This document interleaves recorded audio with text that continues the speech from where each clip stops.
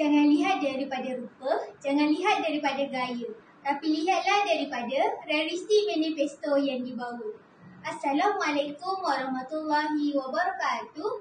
Nama saya Nusybah Humairah binti Muhammad Fuad daripada kelas 4 Saint Tulen. Saya ialah calon ketua pengawas bagi sesi 2026. Pengalaman saya sebagai pemimpin ialah saya dilantik sebagai pengawas bermula saya darjah 4. Kemudian saya dilantik sebagai setiausaha pengawas pada saya darjah 6.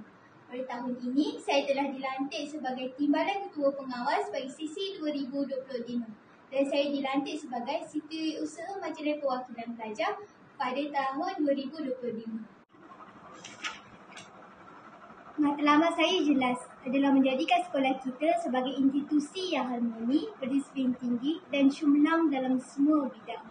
Saya percaya dengan usaha kita semua, pastinya impian kita akan menjadi kenyataan.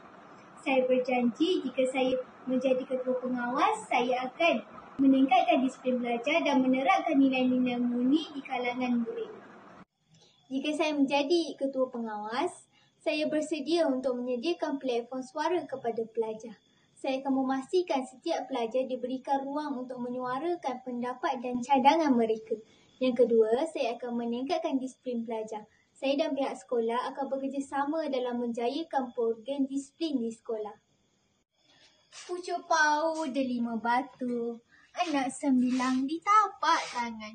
Walau jauh beribu batu, sokongan anda sangat saya harapkan. Slogan saya ialah bersama kita membina sekolah yang gemilang. Sekian, terima kasih.